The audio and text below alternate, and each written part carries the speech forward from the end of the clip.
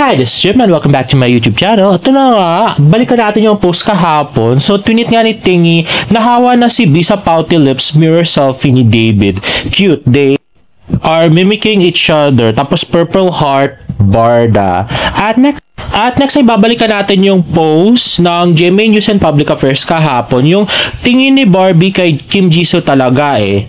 So medyo nagtaka din ako sa captions yung kahapon. Okay lang ba yung isa dyan? Tapos yung another caption nila na ayan o, inawakan si Barbie sa kamay ni Jisoo. At yung magpo-post na naman yung isa dyan, ang isa dyan. At yung hug each other. So, hindi ko siya pansin. Akala ko para kay Jisoo yun, yung magti-TikTok na naman sila ni Barbie, ganun. Hindi pala, para kala kay David. Grabe. Oo, bakit? Ayan na nga nilagay nila yung picture ni David. Okay lang ba yung isa dyan? Tapos sabi ni Belly X BTS, David hinahamon ka ata. Nasaan na ba yung seloso? Sabi ni Belly BTS. Tapos sabi naman ni Gautaw-Utaw, ang cute ng pa-caption ng GMA Public Affairs. Alam na natin kung sino ang pinariringgan niya. Yung in real life jowa ni BBM eh. Tapos the captions are dropping hints, sabi naman ni Tingy, si di pa ba matibay at matatag yun eh, #Barda. At sabi naman ni Unica Narvaez, aliw yung caption ng GMA, mukhang pinatatamaan si David Licauco, Ginoo galaw-galaw. At grabe naman kasi yung paghawak ni Jisoo do sa likod ni Barbie. Sa mga balikat, diba? At tweet nga ni Felix yung Bokli, hindi late si Jisoo. Ay wow, pinariningan talaga si D. Charot.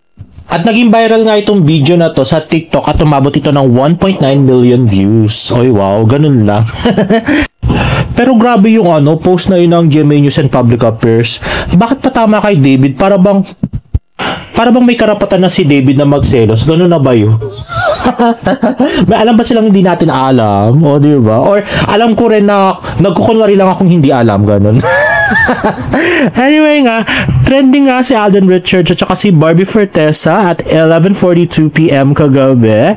At ito naman tweet ni May, congrats Barbie sa award mo last night, sobrang pretty. At nag-reply si Barbie ng tatlong pray emojis. At post ng GMA Integrated News just in time for the 75th anniversary. GMA Network organized a special Thanksgiving event graced by Kapuso executive stars and industry partners. During the event, Barbie Fortesa and Alden Richards were named Kapuso Heartthrobs, while Michael V and Jillian Ward were hailed as Mr. and Mrs. Congeniality. At ito na nga complete list ng winners.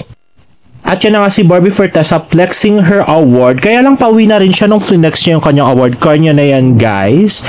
At yan na nga yung kanyang Rolex. At next naman, hello, pretty girls. Congrats sa movie! Congrats na! Grabe, actresses talaga itong dalawang to.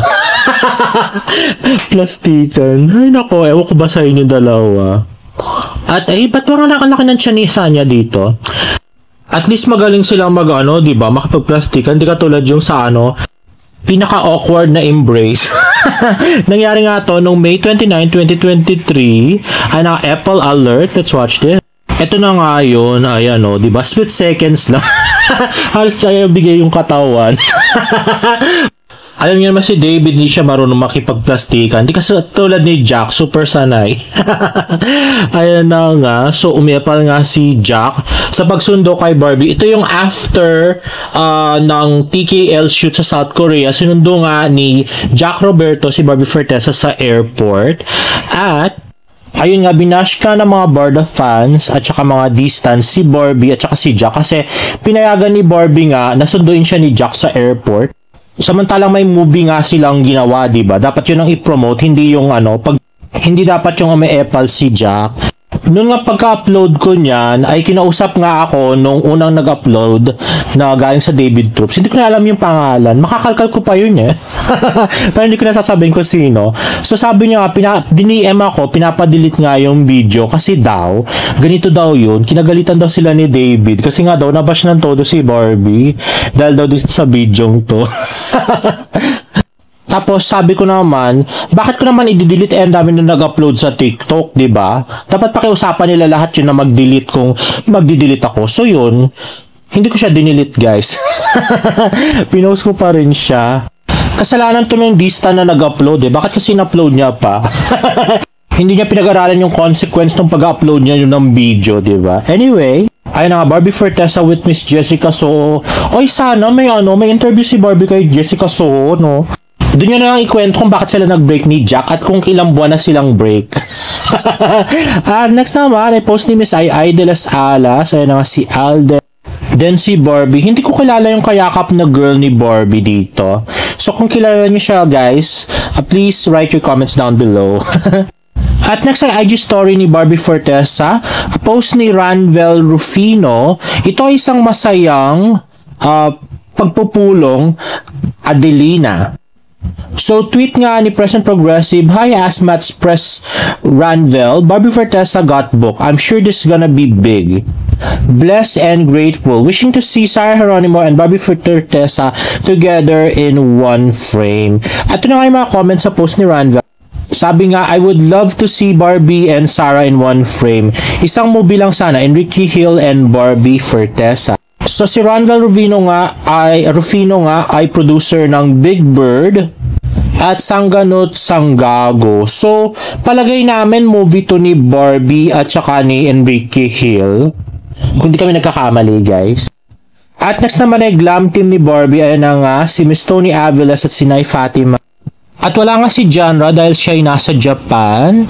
At next naman ay si Miss Jan Navarro at saka si Miss Diana, manager at handler ni Barbie. At next is David Licauco with David Troops at Kuya Korea SM Clark.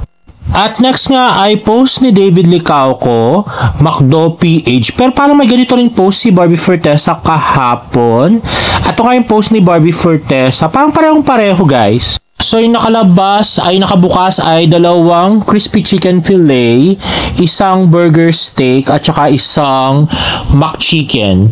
So parang iniba lang ng pwesto yung burger at saka yung manok, pero same sila kasi yung mga box, guys, parehong-pareho ng ayos. Tingnan nyo naman yung mga box sa background, di ba?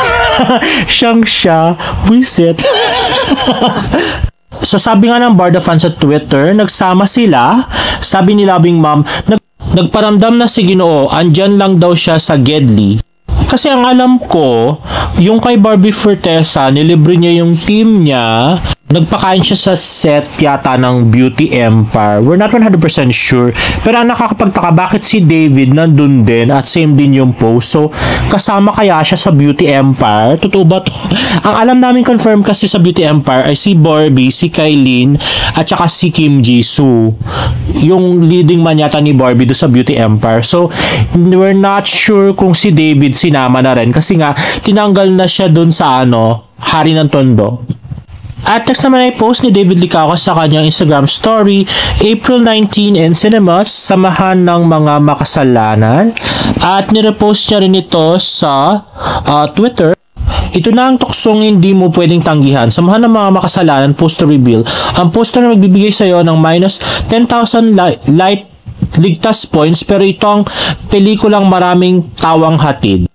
Mga 50, starring David Licauco, Sanya Lopez, Joel Torre Plus. So wala nga si Jay Ortega sa poster. Ayan na nga. At next naman ay post ni David Licauco sa kanyang Instagram story. Nasa dubbing na sila, guys, ng Samahan ng Mga Makasalanan. At ito post ni Kenzie sa kanyang TikTok account. Let's watch this. Kung paano natin itong magagamit sa kabutihan.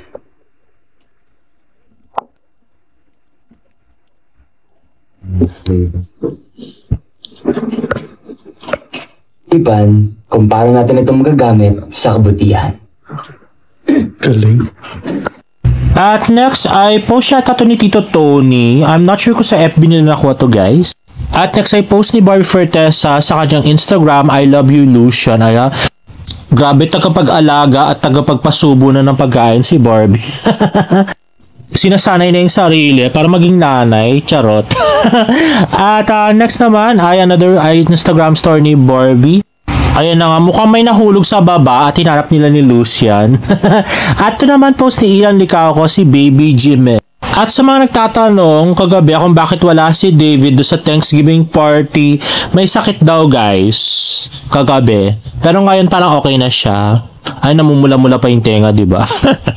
Anyway guys, if you like this video, please give it a thumbs up and please subscribe to my YouTube channel for more Bardo updates. See you in my next vlog. Bye!